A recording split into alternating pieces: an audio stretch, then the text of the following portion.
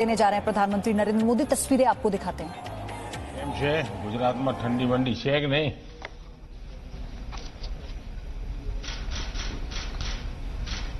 गुजरात के राज्यपाल आचार्य देवव्रत जी,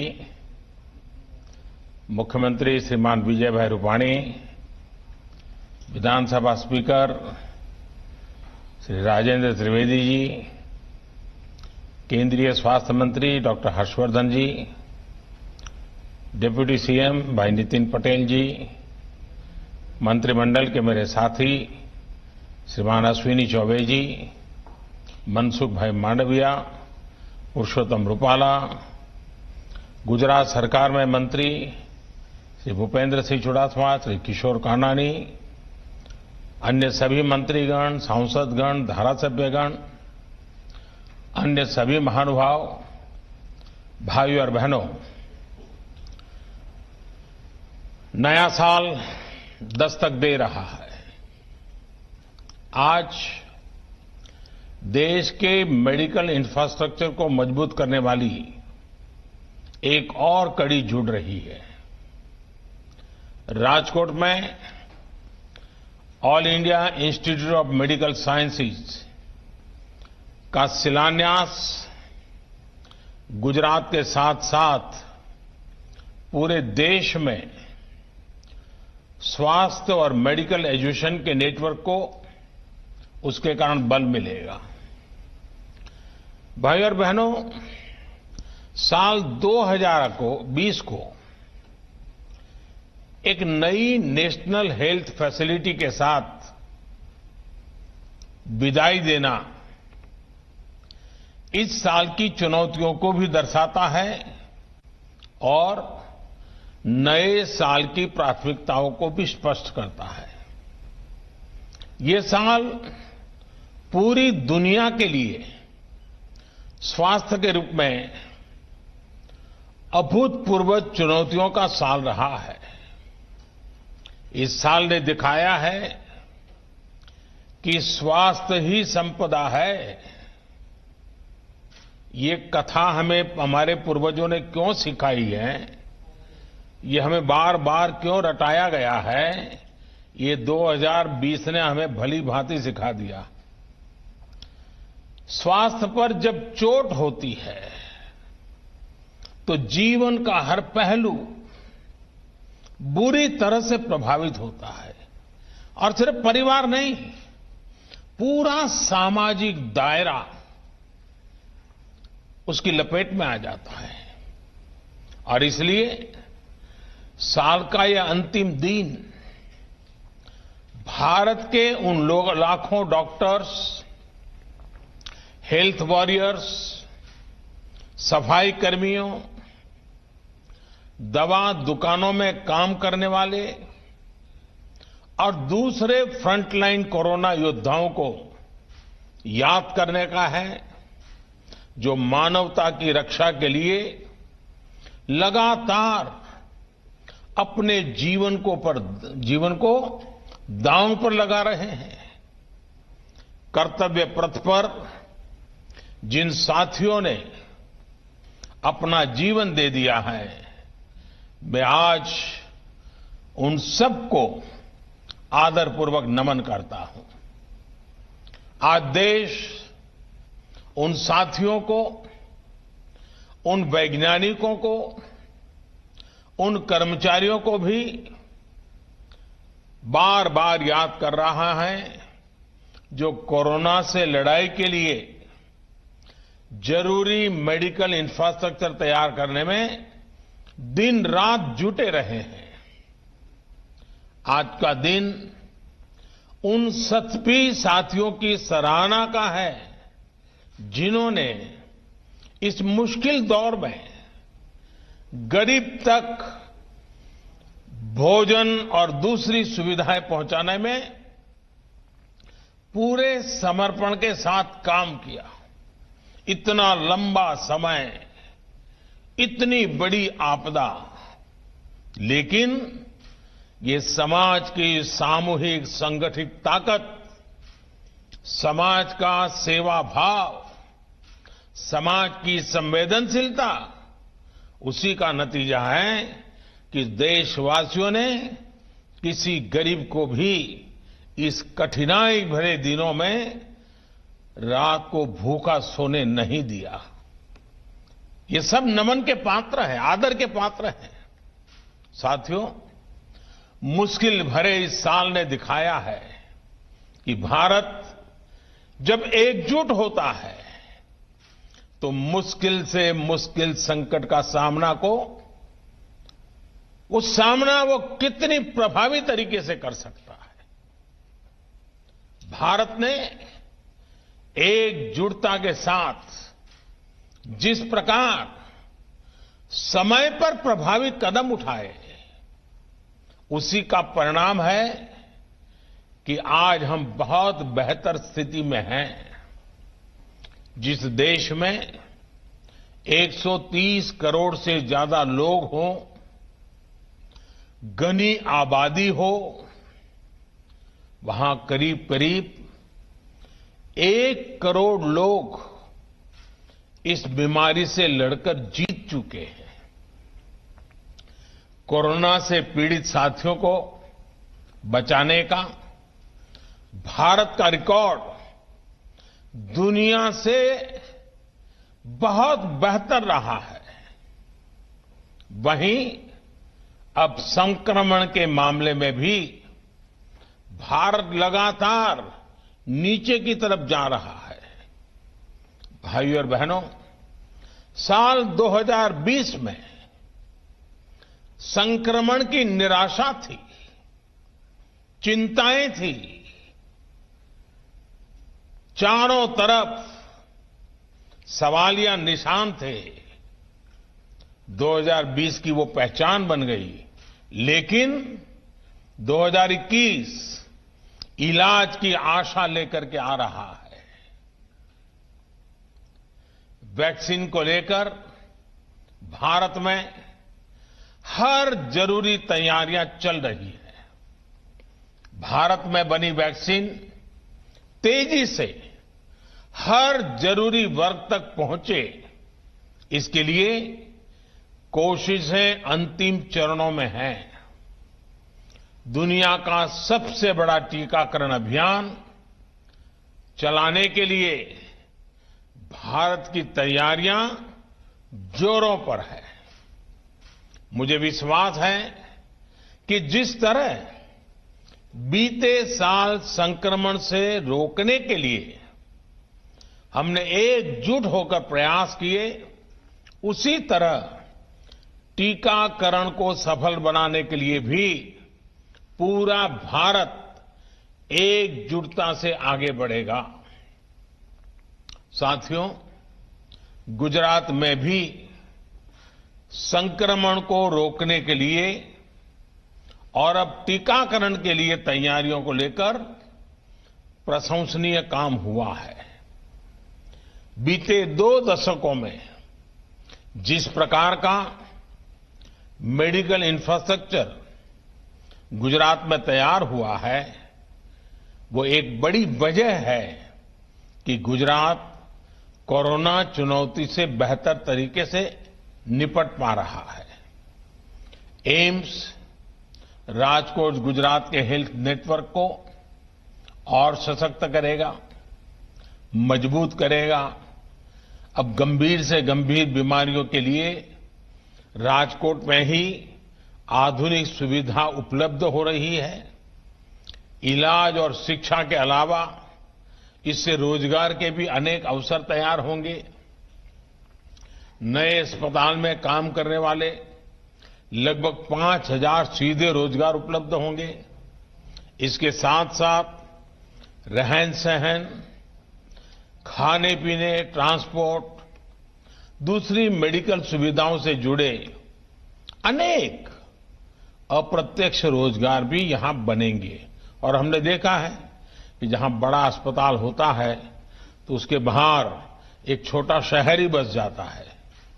भाइयों और बहनों, मेडिकल सेक्टर में गुजरात की इस सफलता के पीछे 2 दशकों का अनवरत प्रयास है, समर्पण और संकल्प है।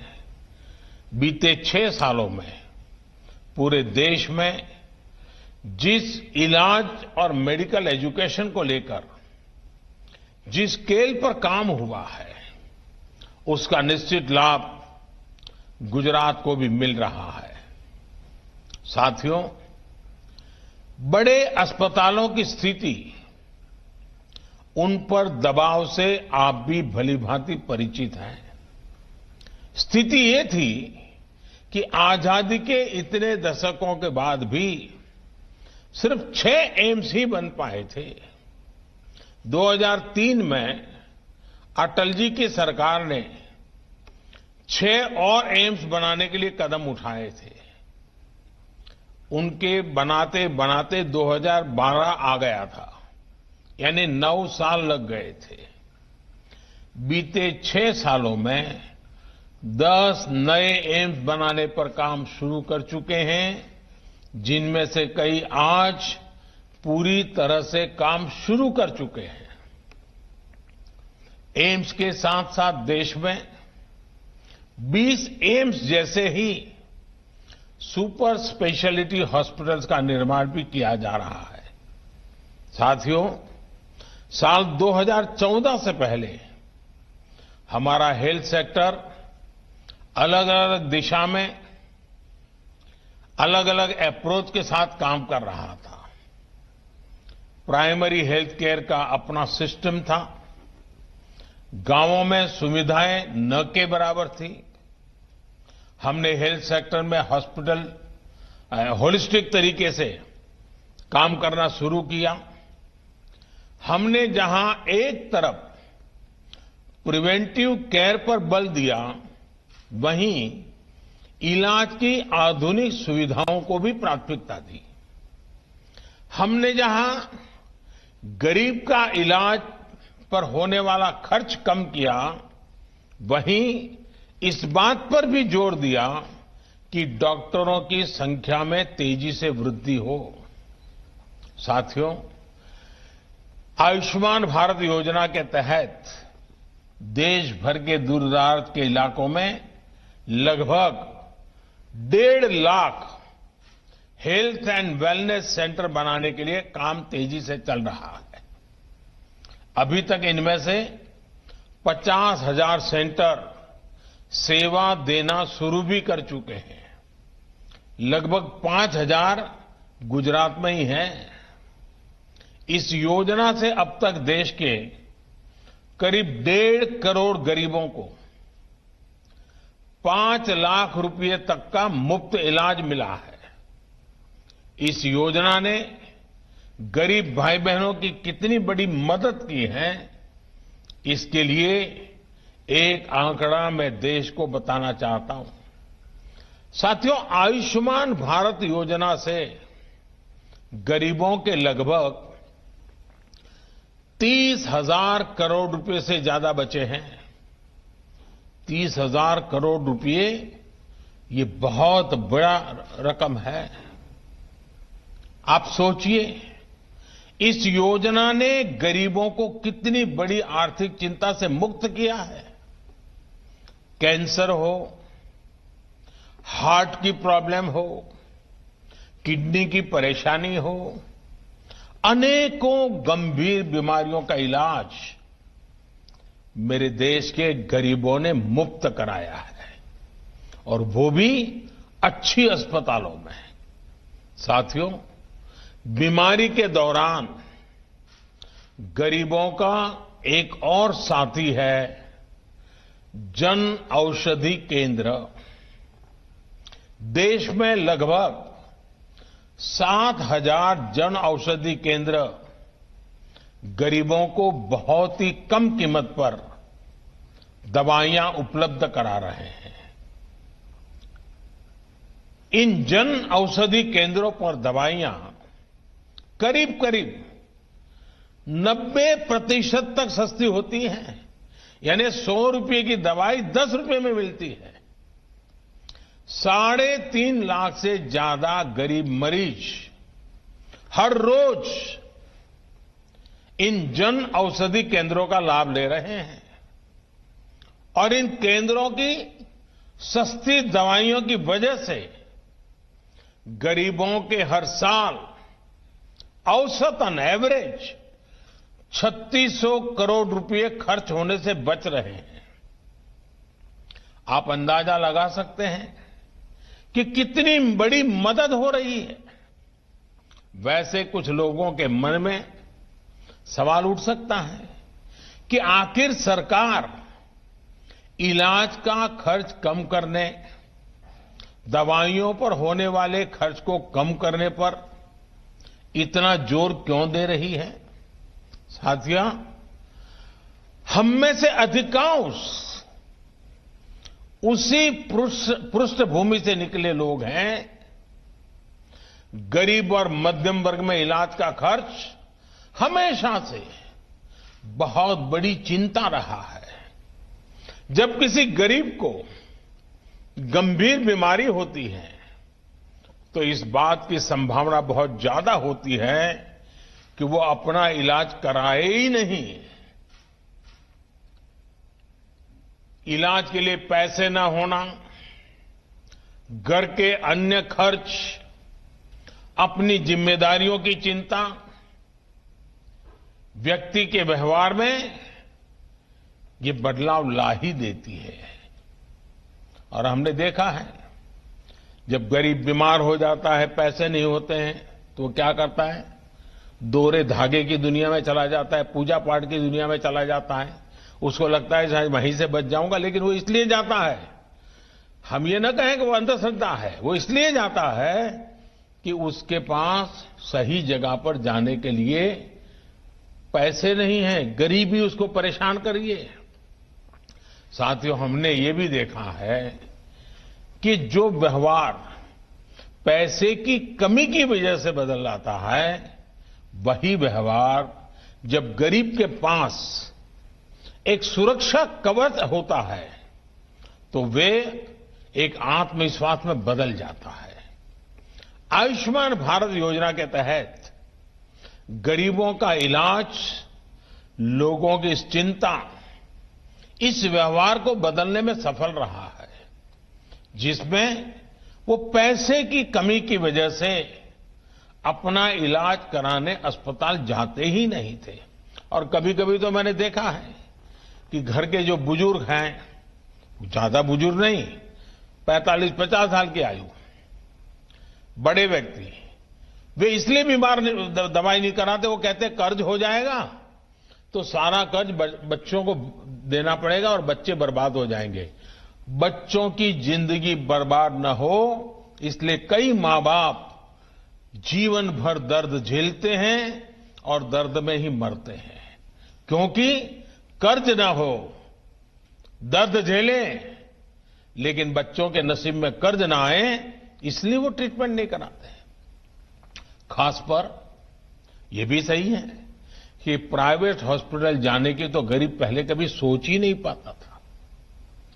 आयुष्मान भारत के बाद अब यह भी बदल रहा है।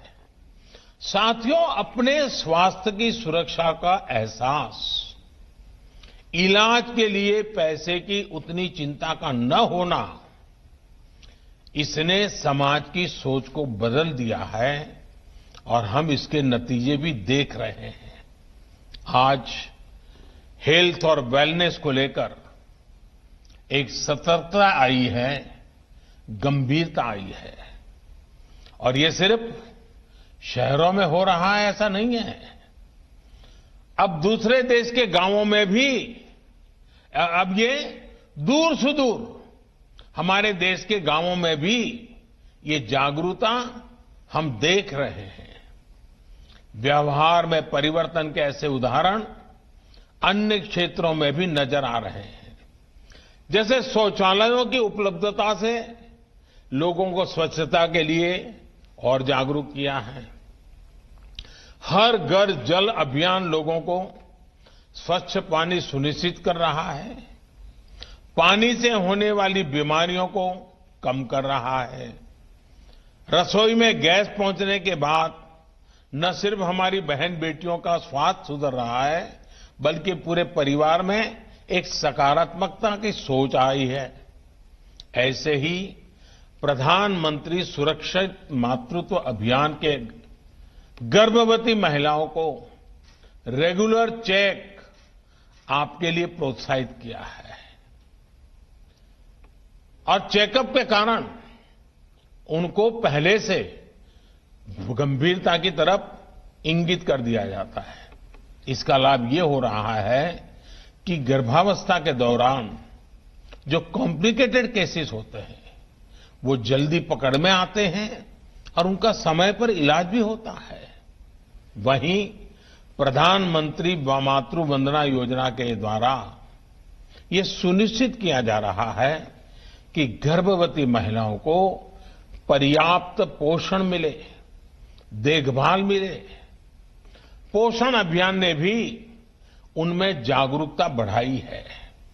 इन सारे प्रयासों का एक बहुत बड़ा लाभ ये मिला है कि देश में मैटरनल मोर्टालिटी रेट, माता मृत्यु दर पहले के मुकाबले काफी कम हो रहा है। साथियों, सिर्फ आउटकम परिणाम पर ही फोकस करना काफी नहीं होता है। इम्पैक्ट महत्वपूर्ण है, लेकिन इम्प्लीमेंटेशन भी उतना ही महत्वपूर्ण है। और इसलिए मैं समझता हूं कि व्यवहार में व्यापक परिवर्तन लाने के लिए हमें सबसे पहले प्रक्रिया में सुधार करना आवश्यक होता है। बीते वर्षों में देश ने इस पर बहुत जोर दिया गया है। इसका नतीजा यह है, हम देख रहे हैं कि देश के हेल्थ सेक्टर में जहां जमीनी स्तर पर बदलाव आ रहा है और लोगों को जो सबसे बड़ी चीज मिली है वो है एक्सेस, स्वास्थ्य सुविधाओं तक उनकी पहुंच। और मैं स्वास्थ्य और शिक्षा के एक्सपर्ट से आज ये भी आग्रह करूंगा कि वो सरकार की इन योजनाओं का बेटियों की एजुकेशन पर जो प्रभाव पड़ा है उसका जरूर अध्ययन करें। ये योजनाएं, ये जागरूकता एक बड़ी वजह है जो स्कूलों में बेटियों की ड्रॉप आउट रेट में कमी ला रही है। साथियों, देश में मेडिकल एजुकेशन को बढ़ावा देने के लिए भी मिशन मोड पर काम चल रहा है।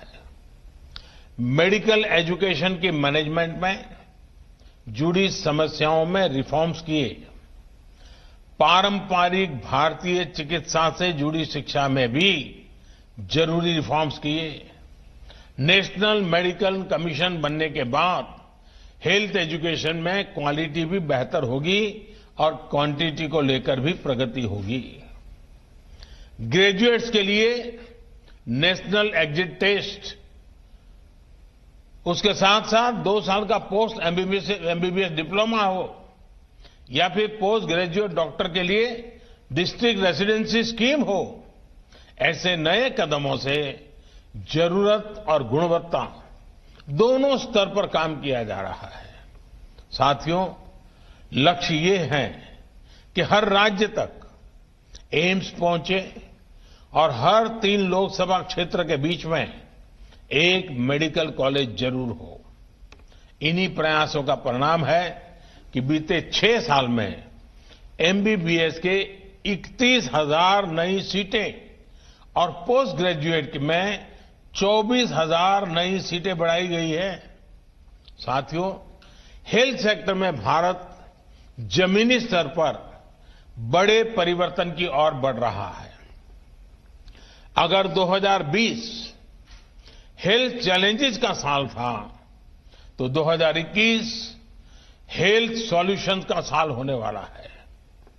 2021 में विश्व स्वास्थ्य को लेकर से और ज्यादा जागरूक होकर समाधानों की तरफ बढ़ेगा।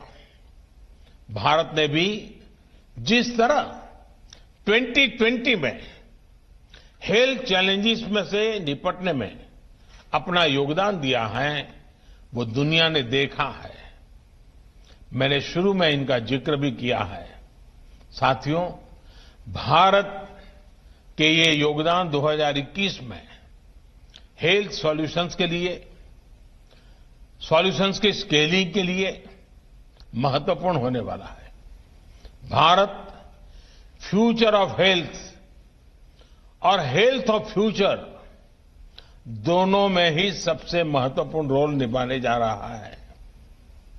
जहां दुनिया को कॉम्पिटेंट मेडिकल प्रोफेशनल्स भी मिलेंगे, उनका सेवा भाव भी मिलेगा।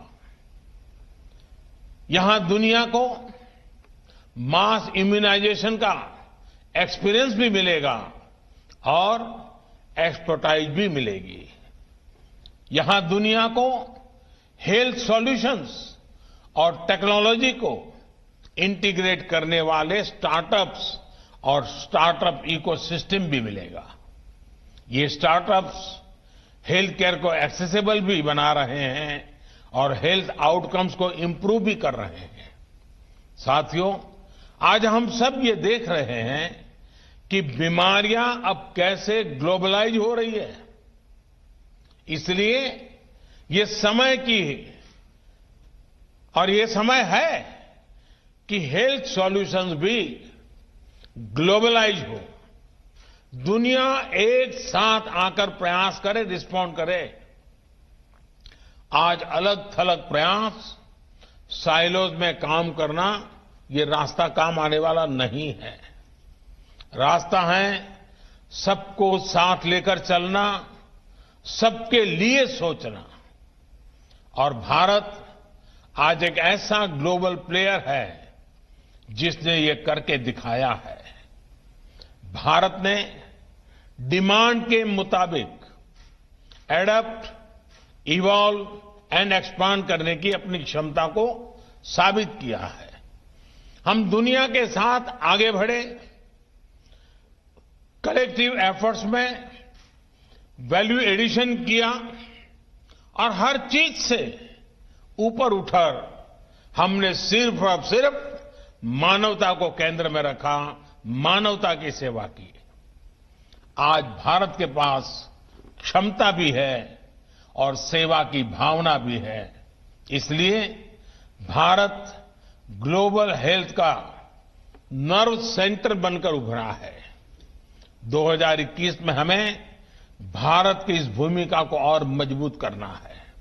साथियों, हमारे यहां कहते हैं सर्वम अन्य परित्यज्य शरीरम पालयेदतः, यानी सबसे बड़ी प्राथमिकता शरीर के स्वास्थ्य की रक्षा ही है। सब कुछ छोड़कर पहले स्वास्थ्य की ही चिंता करनी चाहिए। नए साल में हमें इस मंत्र को अपने जीवन में प्राथमिकता के साथ उतारना है। हम स्वस्थ रहेंगे तो देश स्वस्थ रहेगा।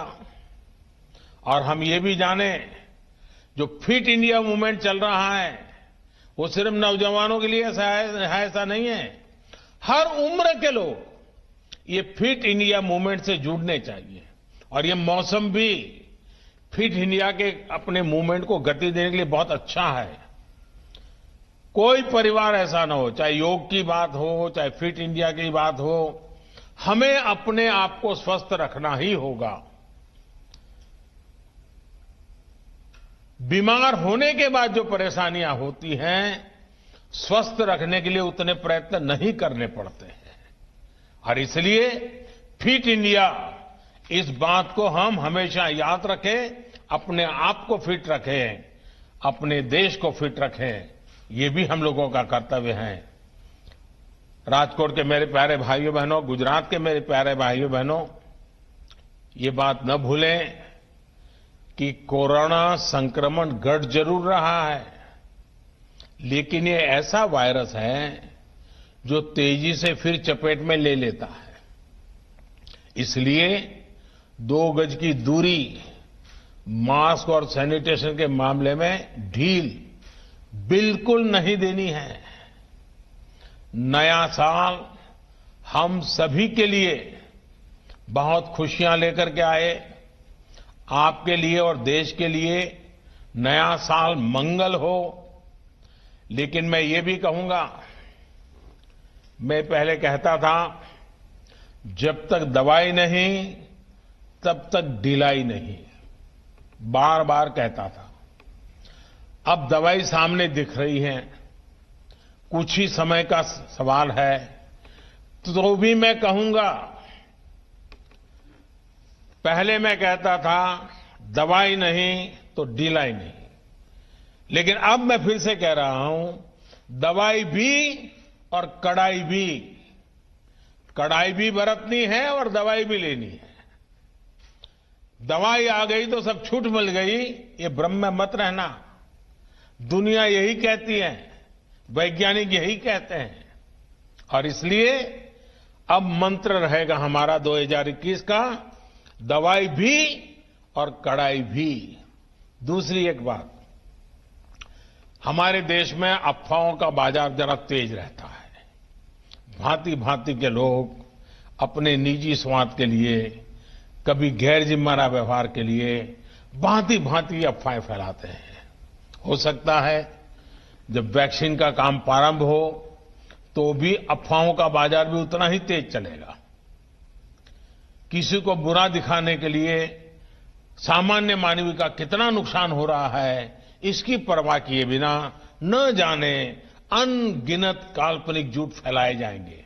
कुछ मात्रा में तो शुरू भी हो चुके हैं, और भोले भाले गरीब लोग या कुछ बदइरादे से काम करने वाले लोग बड़े कन्विक्शन के साथ इसको फैलाते हैं। मेरा देशवासियों से आग्रह होगा कि कोरोना के खिलाफ एक अनजान दुश्मन के खिलाफ लड़ाई है। अफवाहों के बाजार गर्म न होने दें।